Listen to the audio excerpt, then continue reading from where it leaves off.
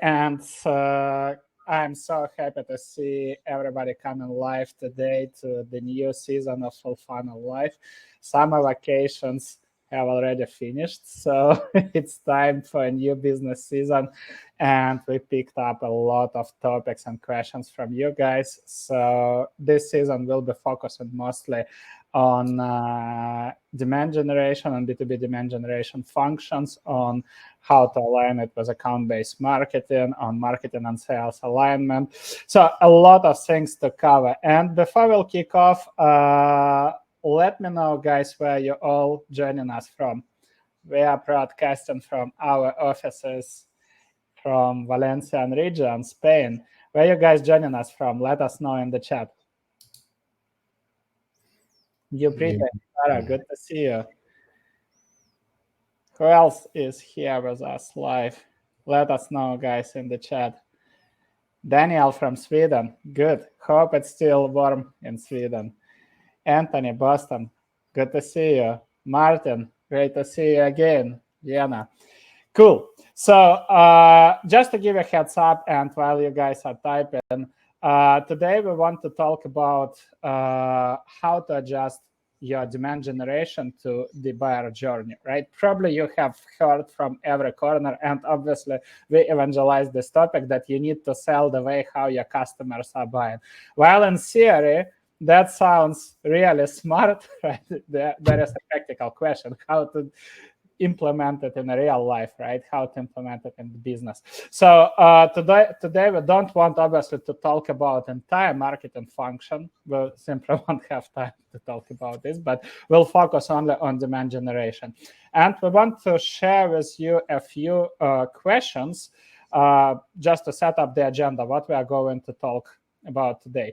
So one of the things is the overview of a real buyer journey. We once interviewed our customer and asked them about all the touch points and internal processes they have had before they actually brought us and signed deal with us, right?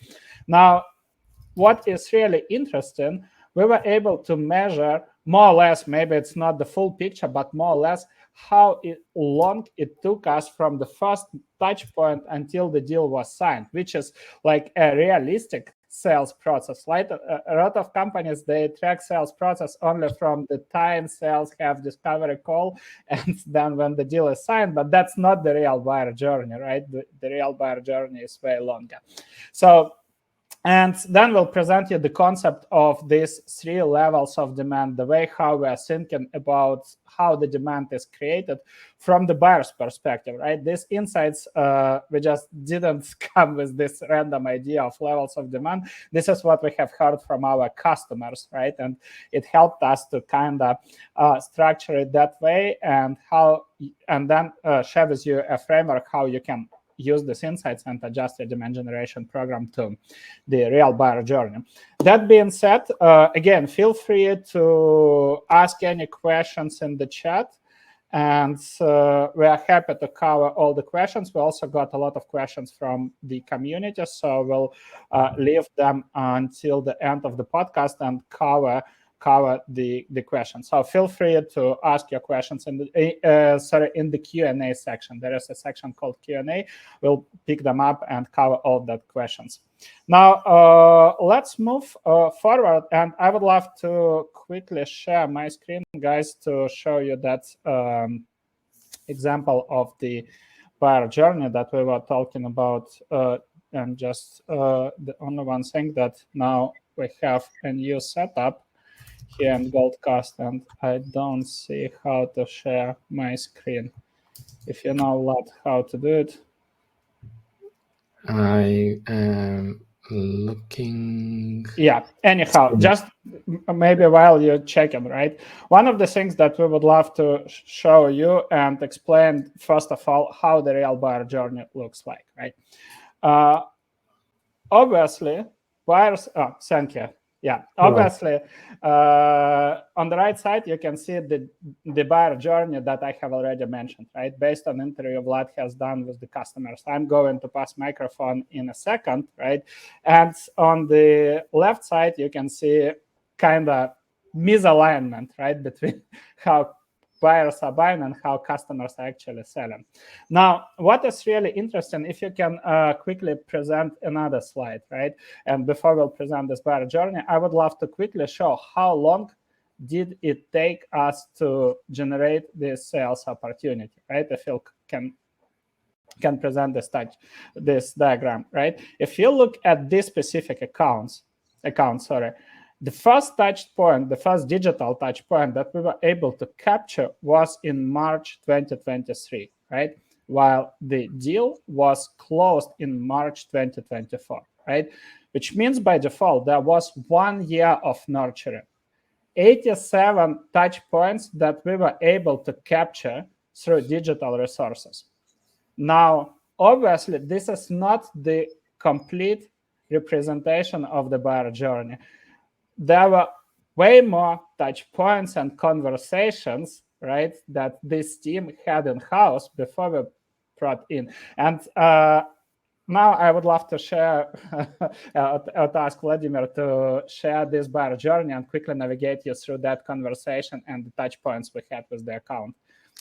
Yeah, so welcome everybody, hello, and wanted to zoom in into this example because before I highlight some of the steps, just wanted to draw your attention to the fact that actually what you see here are things like a lot of LinkedIn organic engagement or DMs, so direct messaging and conversations. You see that there were some internal discussions, internal shares. There was even like on our community, one of the buyers was a member of our community, a Trenches community, and was also active there. And the reason why I mention all of this is just to highlight what Andrei just mentioned in terms of how much of these steps, so what were the 81 steps that were tracked, but you can immediately see that based on the interview that I had and just also the experience with this account looking back, we know that there were many more touch points that weren't even tracked by the analytics software. So I just wanted to highlight that. And what you can also see is that there was some back and forth. It actually took, like I say, like Andrei mentioned, up to a year from the moment we started tracking, so maybe even longer. There were stuff obviously that was happening in that account that we were not aware of. And a lot of different touch points, not all of them are tracked. And as you can see, multiple different channels.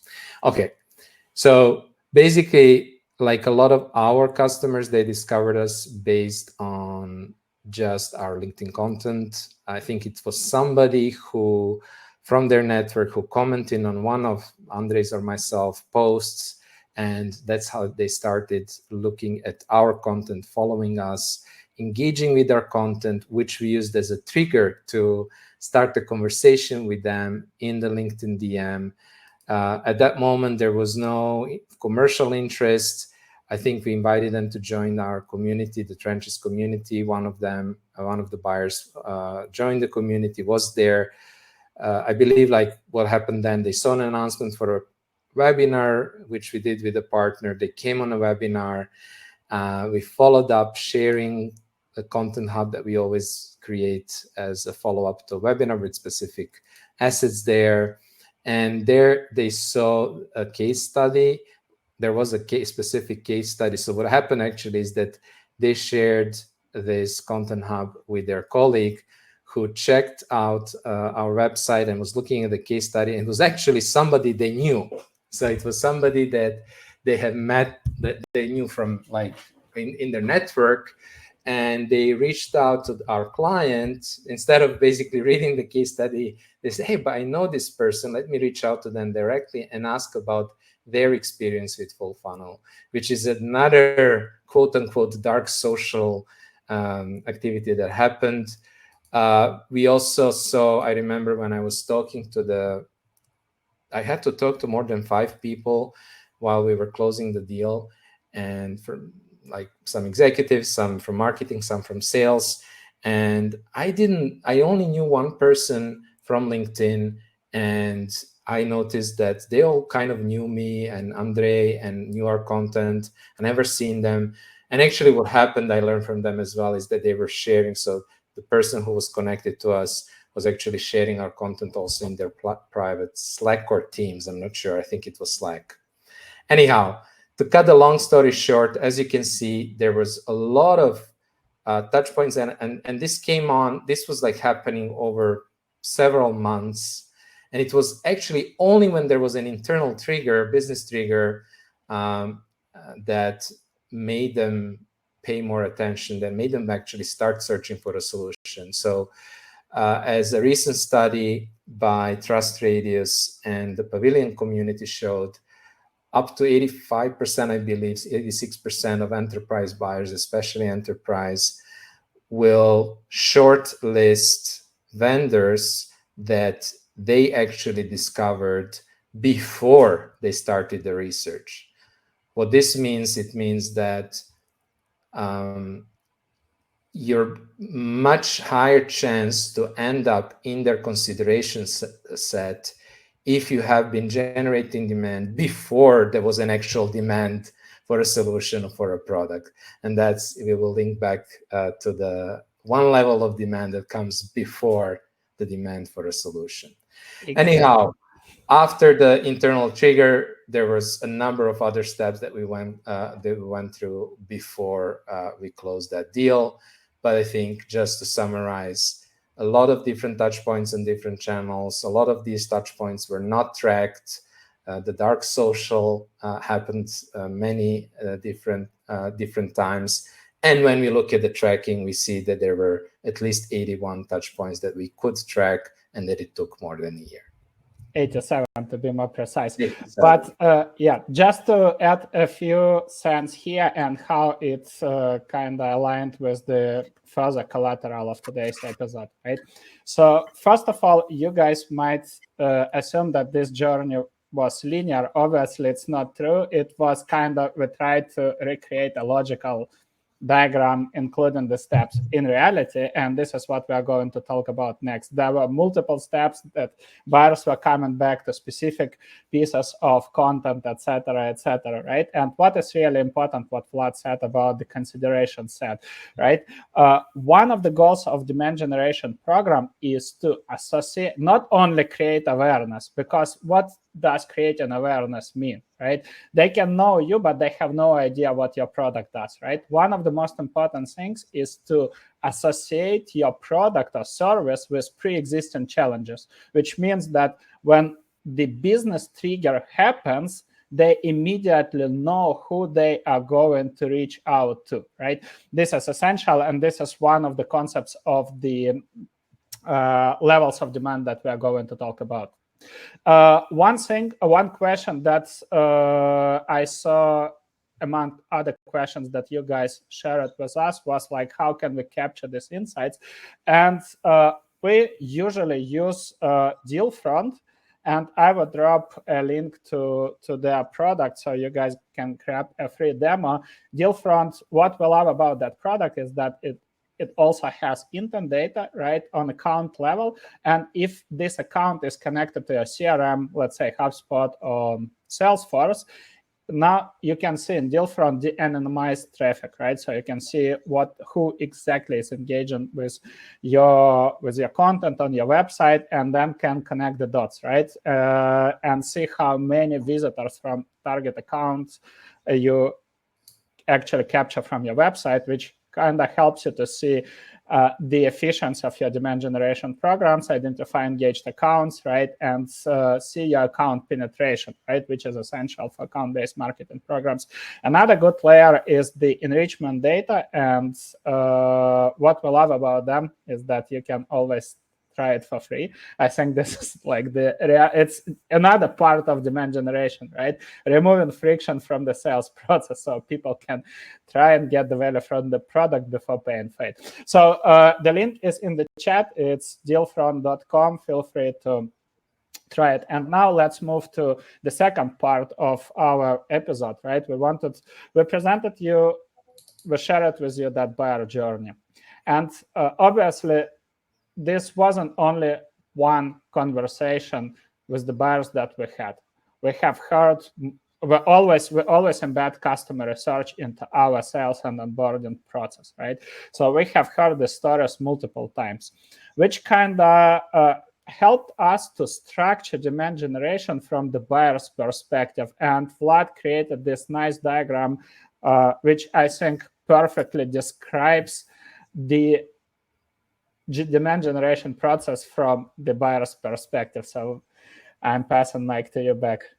Thank you. And I think just for everybody, this will lead into a very practical framework, but we just want to help you connect the dots from the buyer perspective to how you should then influence that buyer. Now, if you think about how things happen with companies that maybe are not buying right now, but are going to be buying at a certain moment, is that you have a lot of people and we all do our jobs. We all have issues and challenges, but doesn't mean that we are looking to buy, right? So the fact that I'm a marketer doesn't mean that I am in the market to buy a marketing technology solution, right? So why am I saying this? Because pitch to me now for a MarTech solution wouldn't make any sense because I'm not in the market. I don't have that as a high priority problem. So what happens and how you can actually get to me and how you can end up within those 85% of enterprise buyers who actually only list those vendors that they've heard about before is step into another demand that buyers have. And this is simply their want to learn. They want to educate themselves to become better at their job. So even though that I might not be buying, I'm still interested to hear about the best practices in B2B marketing, to learn from thought leaders or people from my industry. I want to know about the market trends, etc. Right? So I'm just trying to be better at my job. And so basically how this looks like is I'm want to upskill myself, looking for good content, industry trends. I discover content from a brand, like in the story that we shared with you, and I sometimes share that content with my colleagues.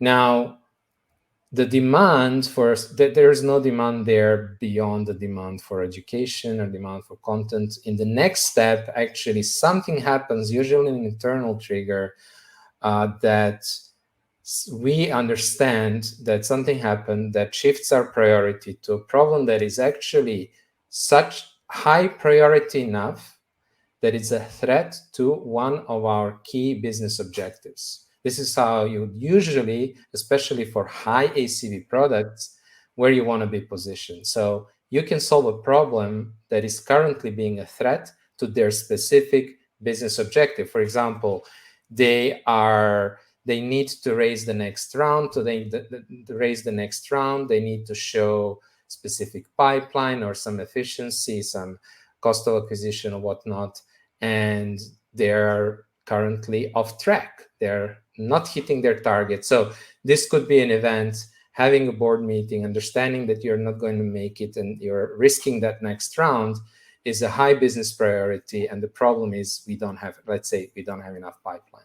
Okay, now we have somebody who is listening as a buyer. I'm looking for a solution. I don't know what that solution is yet, but I'm looking for a solution, right? And some things to understand. It is a threat to a high priority business objective. If we don't do anything, it's going to cost us enough that we care. So it's not like it's going to cost us like a 5% improvement in efficiency. Like we are going to miss that funding round. We cannot afford this. We're going to run out of funding. That's a really bad thing. The cost of doing nothing is super high. We cannot ignore it. We cannot postpone it. We know nobody likes to really buy and change and make their colleagues implement and completely new solutions. We don't do it unless we have to, and we postpone it if we can. So if we cannot postpone it, that's important. And it's not something that we can solve internally. And then on the next level, we are now looking for a solution, but now on the next level, we understand, like we have done our research and understand the different options that we have. We could be acquiring this knowledge in-house, hiring somebody, doing training, hiring consultants. buying a tool, software, whatever. There's like different ways to solve the problem, and we are talking here about different categories of a solution, in fact. And now we understand that there are different options, and we want a solution like yours. In other words, we have decided we want to implement ABM, and we want to work with a consulting partner, right? Not necessarily yet thinking about Fullfunnel, but like, okay, this is the kind of help that we believe will make the biggest difference. And then, of course, if you were there on time and you were they were aware of you before they started to have a problem, you have a higher chance of ending up in that consideration set, which was the case in the example that we actually shared with you. And now, internally, it means that they have identified and vetted different vendors. So they went through that process also looking at different vendors. And we believe that you are a good option and actually the best option for what we need. And we have the consensus of the key stakeholders. Now, unfortunately, in B2B, especially 2024, this is not yet enough. Like, they can have a consensus, everything could be fine. They still need to be ready to buy from you. And what that means? It means, okay, we understand not only what the total cost is and the return that we can get from it, but we actually feel that we are able to do it. We have the plan and the people and the infrastructure that we need to implement your solution. We understand the change management, it will be required, and we feel confident that we'll be able to do it. And also the risks, because everything comes with a risk. And very important for 2024, procurement. You went through the procurement and they have vetted you. Now, I want to just kind of indicate, like, you can actually go through all of these different steps and actually think about, okay, how could I influence our buyers as they're going through these steps? How can I make sure that I'm solving the top priority problem? How can I make sure that I'm promoting the approach and category along with my solution? And how can I then make sure that I'm positioning my solution correctly within that category? And that obviously, like, I'm also answering the questions such as, the change management that is required and what is needed by our clients to implement it. So not just wearing thin glasses and assuming that if they want to buy from us, they will just jump on it instead of actually asking themselves these difficult questions. And I was smiling just because, despite this is so logical and represents the modern buying process, despite this, there are some cases when still CMOs come, get 200K budget and invest into expensive ABM software, and then everything falls down. I mean, this entire concept falls down. Obviously, this is an exclusion from the rule, and I believe with the current economics, it's rather won't be possible, but anyhow, still sometimes these cases are happening. Anyhow, before we'll move to the final concept or the main concept of today's episode, right, I would love just to present the summary, and if you can, Vlad, click on the next diagram that we have prepared. So the key summary of what we just shared, right? Your buyers are not buying just because they saw an ad or downloaded gated content and then you sent automated 5 emails nurturing sequence asking for a demo, SDR called, and voila, we have sales opportunity. I mean, still, maybe there are companies that are generating a sales opportunities that way. I'm not saying that there are no ultimates, right? Maybe it still works for somebody, but for the majority of companies we are talking to, that simply doesn't work, right? Why? Because normally there are 3 types or 3 core channels, right, where discussions about bringing a specific vendor happen. They happen on social, right? They see a comment from somebody, they read the post, they check out the profile, they listen to the podcast, like you guys, for example, listen to the podcast today, and you might be mentioning us to your peers, right? Or you have heard about the tools that we presented today, and you might try these tools, right? And obviously for these tools, they won't be able to see where you came from, right? So that's the reality. Now, private chats. So whenever there is a business trigger, in most cases, we prioritize opinions or advice from our peers, right? Maybe you're in some communities, maybe you have colleagues, right, who you assume have had a similar challenge, right? So you might be reaching out first to them and hearing how did they solve a certain or particular challenge, and who or what solution do they recommend, right? And lastly, internal processes, right? Push from procurement. Sometimes you might not have consensus inside the buying committee. For example, if we look at marketing and sales, sales might have completely different opinion on how to solve a certain GTM challenge, right? And how the budget should be allocated. In most cases, not towards marketing, unfortunately. So this is the reality, right?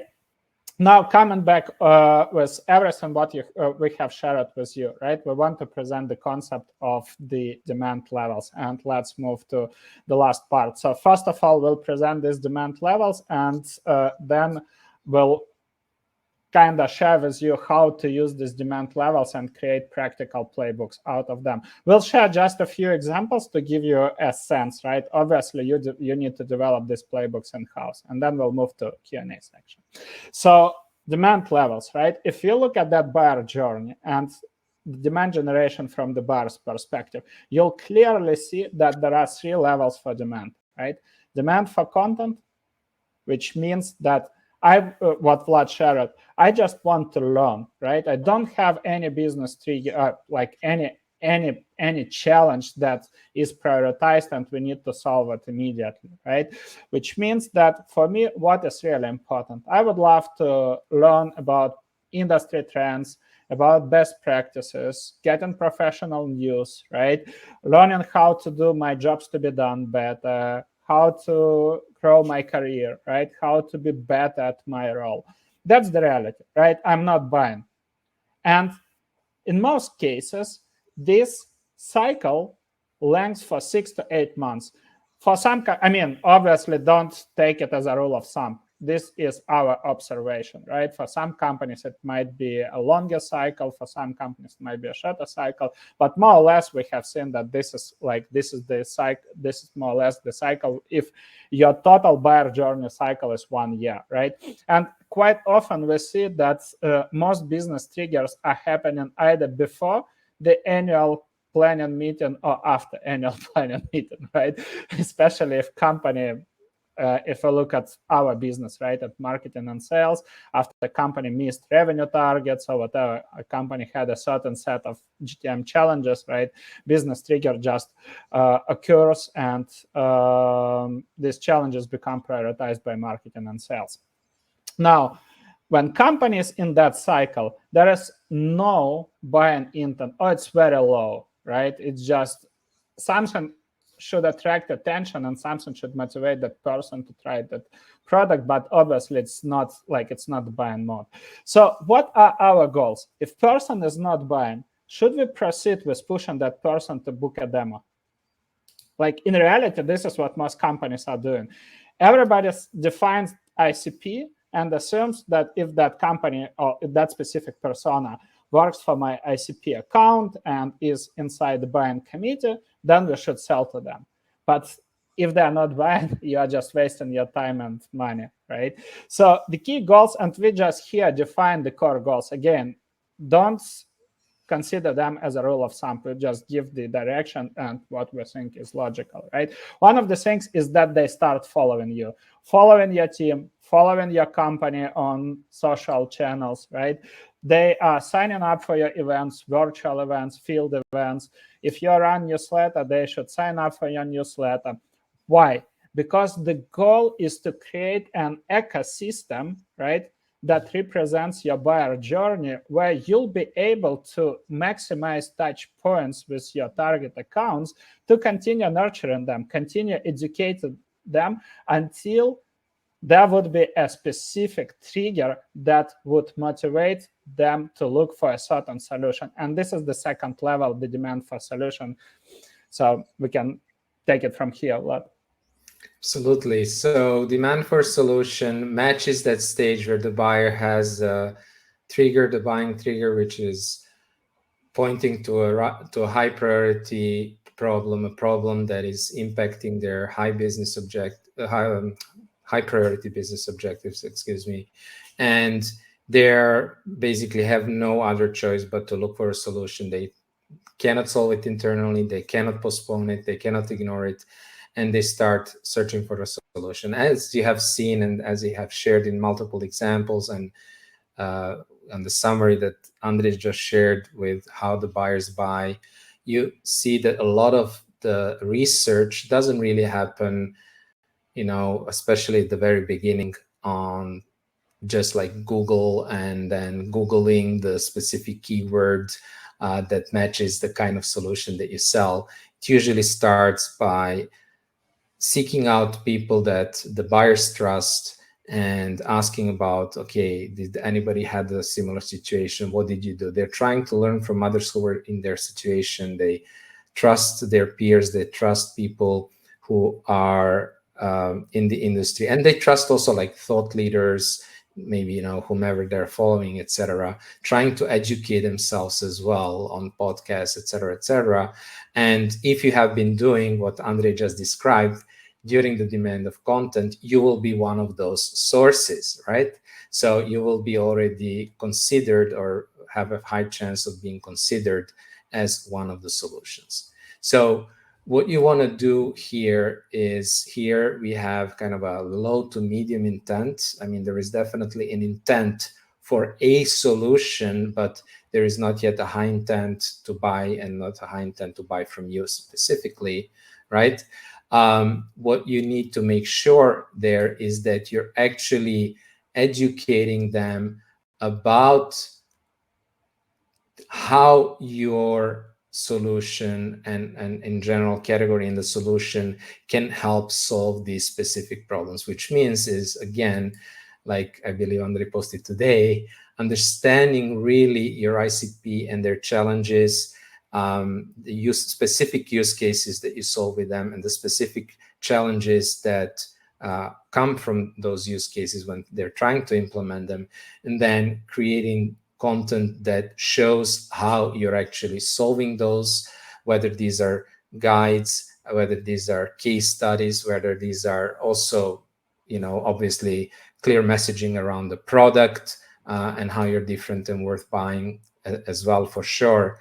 And we also want to know, because like if we have been doing the steps beforehand, tapping into that demand for content and generating that audience, and now engaging those buyers, now we can also do things like retargeting to basically position our product to those who were already engaged and potentially are buying right now, and communicate our product, social proof, case studies, and make sure that we are actually getting into that consideration set. And there was a question from the audience about how do you do demand generation differently, SMB, medium market versus enterprise. And I think this is where it starts to become different for enterprise and SMB. Well, first of all, for enterprise, you really want to make sure that you understand these use cases, jobs to be done, because they will be very different from company to company. We try to group accounts, target accounts, especially enterprise, into clusters with similar accounts with similar challenges, and then do our demand generation towards that cluster so that we are very precise in our messaging. But the other thing is that the larger the deal size, the larger the buyer is, the larger the company that is buying, the larger will be also the buying center. So although you might be engaging one or two buyers with your demand gen, which is maybe with the content and maybe with retargeting and whatnot, on email, etc., you still are not influencing the complete buyer journey. And this is also where it's going to start to become different between, so you have engaged accounts who are looking for a solution. Well, this is where for enterprise accounts or upper mid-market accounts, you will also start to run account-based marketing so that you're actually personalizing your value proposition even more, your content, that you're also engaging other members of the buying committee, etc., etc. Where for an SMB segment, you might more rely on one-to-many campaigns, potentially like one-to-few, but typically like one-to-many campaigns, where your personalization is maybe on the level of the type of job title that you have your typical roles that are buying from you, and potentially like on industry, but the majority of the activities and the majority of the content, etc., messaging are more or less the same there. So again, they are looking for a solution. They are not yet, maybe they're not aware. So your goal here is really, you want them to become, educate them about how you're different with buying, so that you actually end up in the consideration set. That is your main goal, that they become aware of your solution and why that should be a good choice for that buyer. And the last level is demand for vendor, basically where we are working on opportunity generation, right? We want to create sales opportunities with these accounts. We know that or they demonstrate high intent, right? And our goal is to capture that demand. Now, I saw a question from Martin. How do you know that they share our content internally? And also, that was another question from our community. How can I figure out at what stage is our target account, right?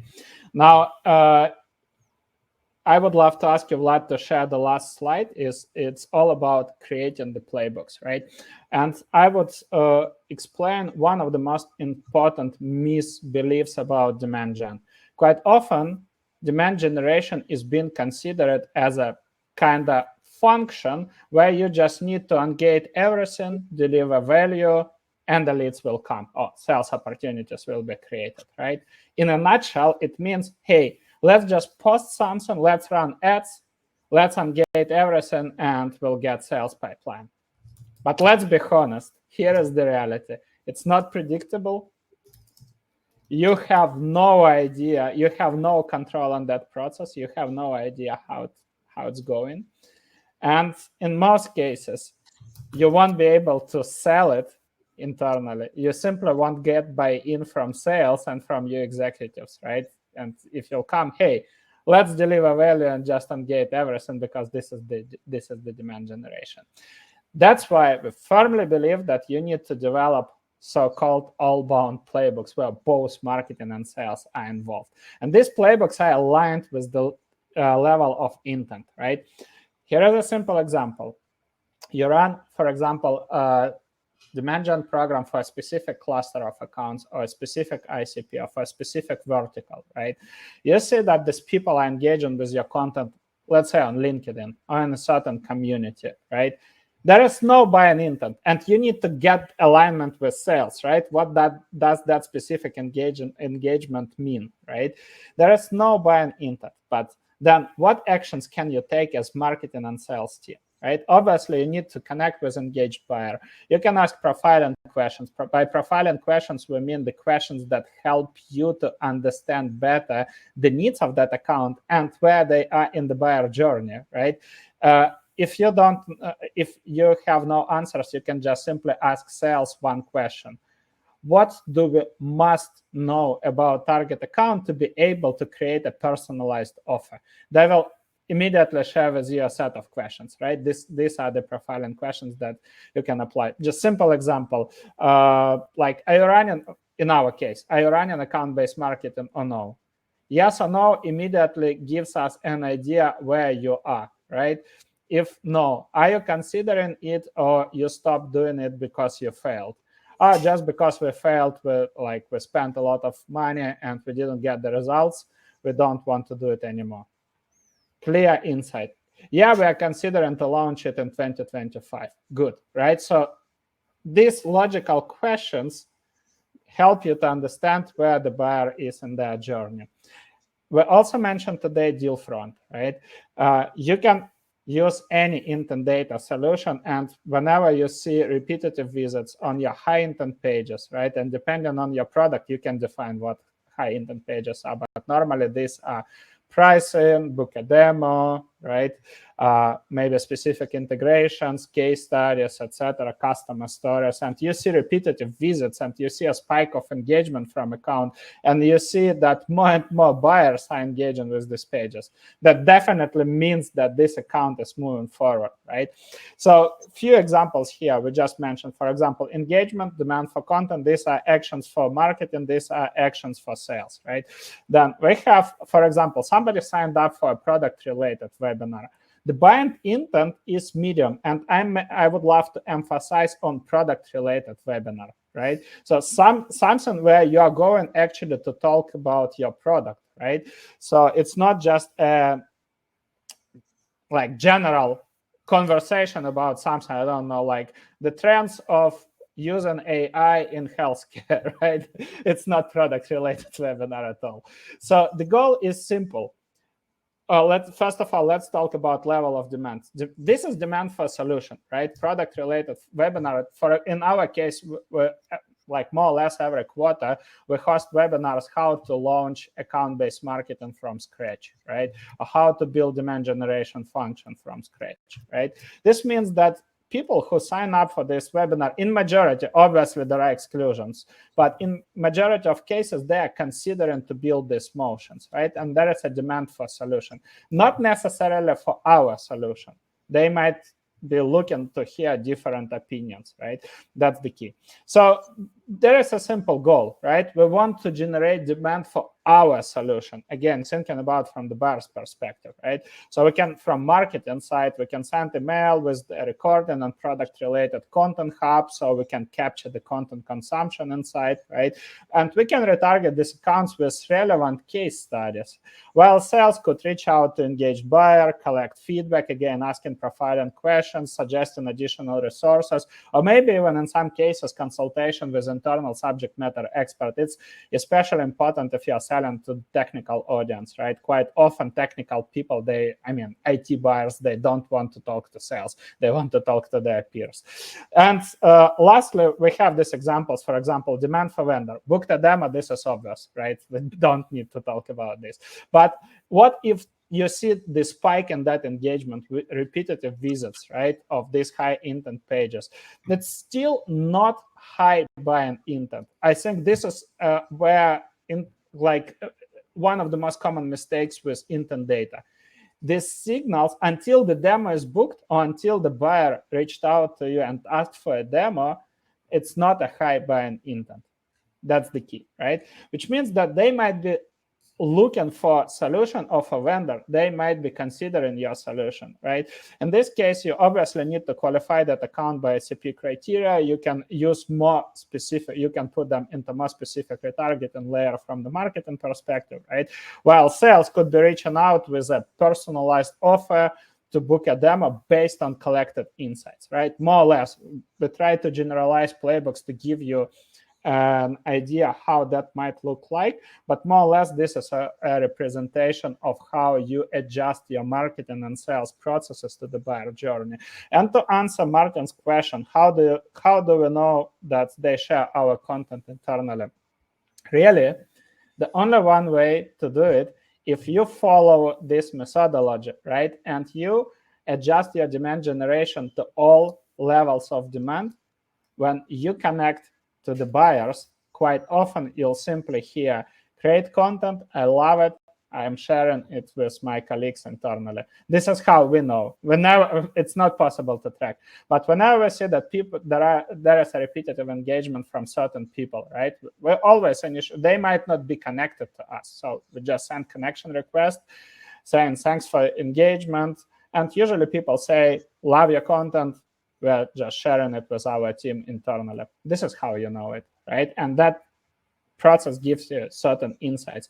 In most cases, companies simply don't have these playbooks, right? They don't have all-bound playbooks just because marketing and sales, in most cases, works in silos, right? That's the modern GTM challenge.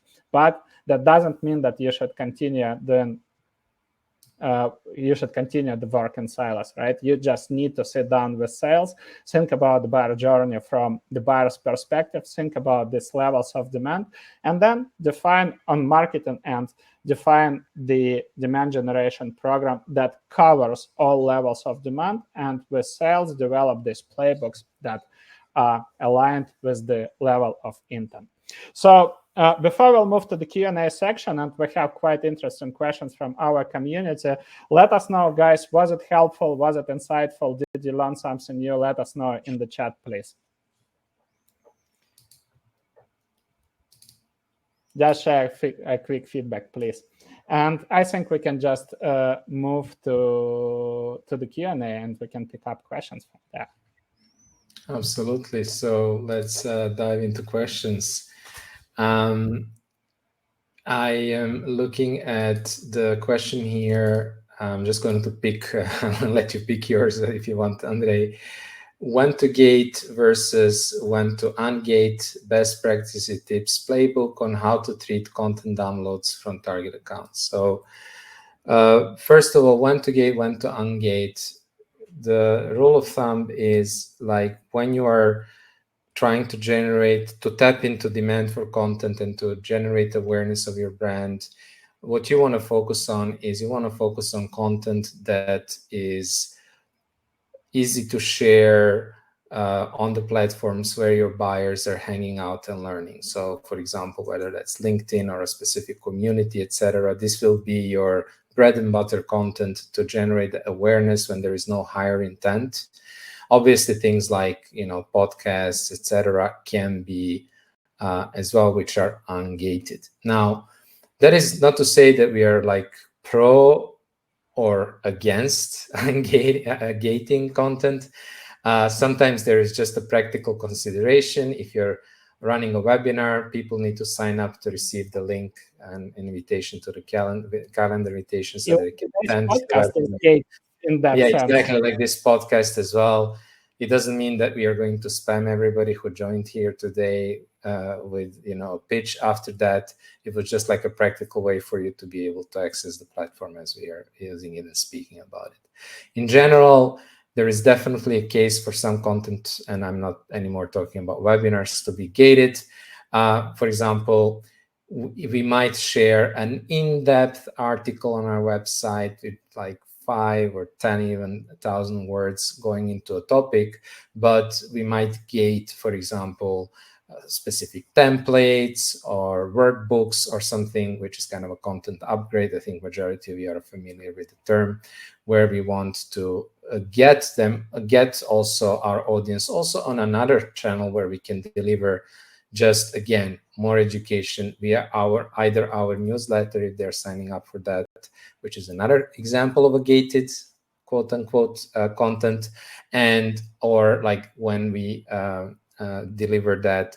Another example is email courses. Now, email courses are interesting. So if somebody's interested in a topic, you can deliver a free email course educating them about the topic, where you're also can be considered kind of some sort of nurturing, where you can actually position also, while educating, also position your solution natively. So not just bait and switch. I'm going to educate. No, I'm actually going to pitch you.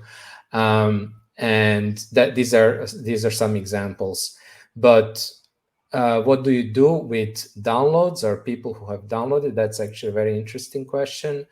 And what we try to do with them in general is, Andrei mentioned this several times, progressive profiling, which is just to say, trying to figure out where they are in the buyer journey, trying to figure out what challenges that they have, their priorities, etc.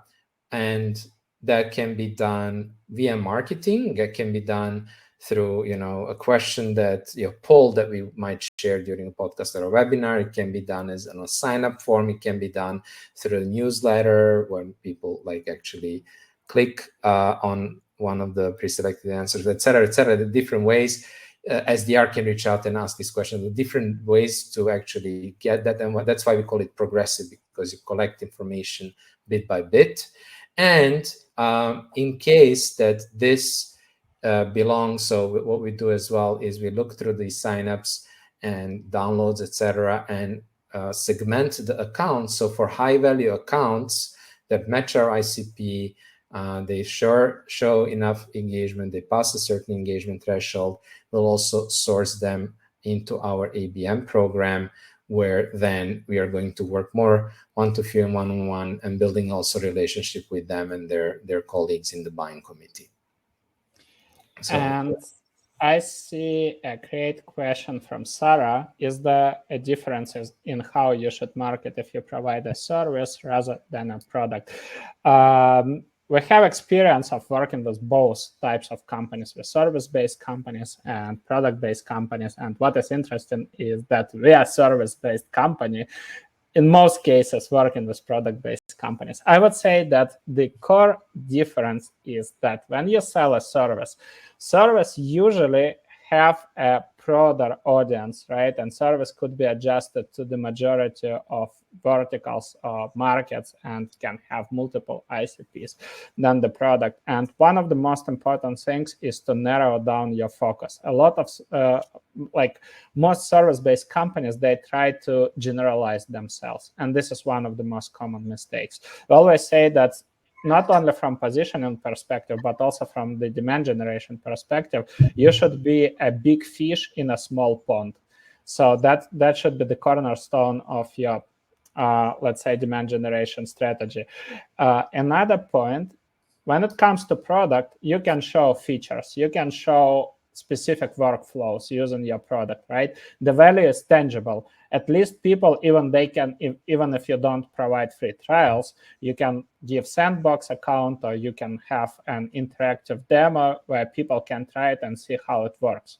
While the service, it's not possible, which means that honestly, selling services is much more complicated than selling products. And to be able to sell your service, coming back to the positioning point, right? You need to focus on demonstrating your expertise, your capabilities, right? It shouldn't be just generic message, hey, at Fullfunnel, we are the best ABM agency. Just because we worked with these fantastic logos, you should believe us, we have the best ABM framework in the world. It doesn't work that way, right? The only way we generate our pipeline is by sharing everything that we are doing in the trenches, right? Because we don't provide just generic ABM advice. We do joint execution. We partner with internal teams and do ABM execution with them and share the insights from the weeds, right? Let's put it like this. This is the core difference. Make sure that you don't just share generic frameworks, right? Make sure that you dive as deep as possible into your expertise, and that should be a cornerstone piece of your demand generation strategy. And I will just pick up one more question from Geraldine, how to make demand gen and ABM work together. We plan to, maybe in 1 month, we'll host a webinar where we'll cover this topic, but just not to spend time. Recently with Vlad, we published a bigger piece, or let's say our newsletter on Substack, where we covered this model. I dropped the link in the chat, so please feel free to go and check that resource, because we have recently covered it, right? And if you'll have questions, don't hesitate to reach out. Let's pick other questions from our community. Absolutely. So there is one, what are the most important leading indicators to track when implementing a demand gen strategy? And I think what I wanted to do is just a quick share here, because it's interesting. From our upcoming course on demand generation, I saw there was a nice, interesting slide that I could share here.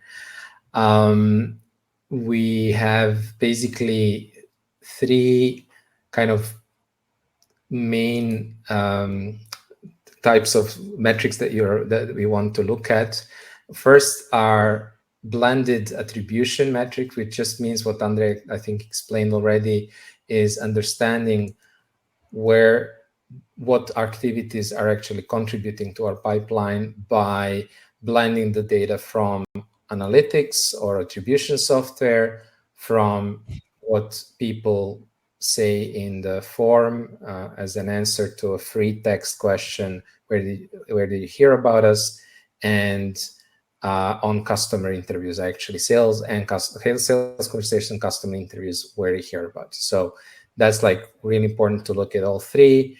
None of them contain the absolute truth, but a combination will give you the best idea. Then the second set of metrics we look at specifically when it comes to leading indicators, which was the main question that was asked there, is specific to specific program that you're running. So if I'm running, let's say, LinkedIn expertise content, sharing LinkedIn expertise content and boosting it maybe with thought leadership ads, and to create this initial awareness and engagement, and then on the back of that, maybe I'm running some sort of retargeting and some sales engagement. Well, okay, there, what will be the kind of leading metrics that we are interested in is how many of our target accounts are engaging with that content. So not just like the number of engagements, but like relevant engagements, repeated engagements. How many conversations are we able to produce out of that, on the back of that? Are these conversations leading into actual sales conversations, right? So these would be some of the leading indicators that you would measure for that specific program. So you want to define them for a specific program. And finally, we always like, whether that's ABM and demand gen, for it have the integrated revenue report, where we are looking at all the different components that impact revenue, right? And that these are the number of opportunities, marketing source opportunities in our case specifically, right? And the win rate, that is. So what is the percent of those opportunities that we actually win? What is the average deal size? What is the length of the sales cycle? Because all of these three things together, well, four things, I should say, impact the actual outcome that we all want, which is revenue. So this is a summary of the metrics. As you can see, it's part of what we will share in an upcoming course about demand generation. Yeah, we are currently recording it, and it will go live in October. Just in case if you are interested and would like to pre-order it, type plus in the chat, and then we'll reach out to you and you can get it with early bird price. And yeah, let's pick up the last question from our community. And it was what demand generation approaches would you recommend for different segments of the market, SMB versus mid-market versus enterprises, right? I think this is a perfect question. And to answer it, I would always share that in the beginning, you need to think about your capacity and strategic goals before planning anything, right? You need to get an alignment with key stakeholders and with sales on what is our highest priority right now. Is it, like, for example, we want to penetrate into a new market. We have a successful business in EMEA, but we want to, like, let's say, go to the United States, right? Or we are selling successfully globally to SMB, but we want to move up market. And the next question is, what are our challenges, right? What challenges are we facing, or what challenges we foresee we might face? That's really important, because the positioning of your demand generation program and what you actually would be doing should be addressing these two things. It should help you to move forward towards your goals, and meanwhile solve specific challenges that everybody is aligned with, right? That's the key. And then basically the next step is defining the, like, we love to do cluster demand generation, cluster ABM, cluster demand generation. By cluster, we mean a specific use case or specific challenge that your product solves. That's the key, right? So Then you define what verticals are the best fit for this use case, for this cluster, right? Then inside these verticals, you define your best accounts by highest revenue they generated so far and the fastest deals that you were able to close. These accounts become a cornerstone analysis for ICP development, right? You dive deeper into their buying process, into the buying committee structure, right? What triggered the purchase process, and based on that deal analysis, you create cluster ICP. Ideally, you need to complement it with customer research, reach out to customers and asking them more about their jobs to be done, how they're using your product, right? What triggered their buying process, how did they search for your product, what content they typically consume, etc., and collect these insights and embed or deploy it in your ABM, or doesn't really matter, ABM or demand generation program. The first steps would be always the same. So that's the key, right? Your program would vary based on the strategic goals that you have, on the associated challenges, right? And then on your ideal customer profile. In different markets, in different verticals, in different clusters, you will always have different ICP, you will always have different set of challenges, and you might have different goals, right? Don't try. One of the most common mistakes that we are seeing is when company runs a specific motion, let's say in EMEA or in the United States, and then they move to a new market and new vertical, and then just they bring that playbook to the new team and say, hey, go and replicate it. But this never works. Just because the skill set is different, market environment is different, level of brand awareness is different, skill set of the team is different, right? So you always adjust it to the reality of the market and segment that you are going to target. And that's it. So first of all, thanks a lot for the fantastic questions, guys, and for the great engagement in the chat. Thanks for the feedback. Happy to hear that you enjoyed this episode. So in the upcoming episodes, again, we host them every Thursday until Christmas time. In the upcoming episodes, we are going to talk more about cohesive IBM and demand generation, the question that Geraldine asked. We'll be talking more about specific aspects of demand gen, also talking about how to budget and forecast IBM, and host a few webinars on marketing and sales alignment and how to build demand gen from scratch. So stay tuned. Have a fantastic rest of the week, and hopefully to see you in 1 week. Cheers. Take care, everybody. Bye.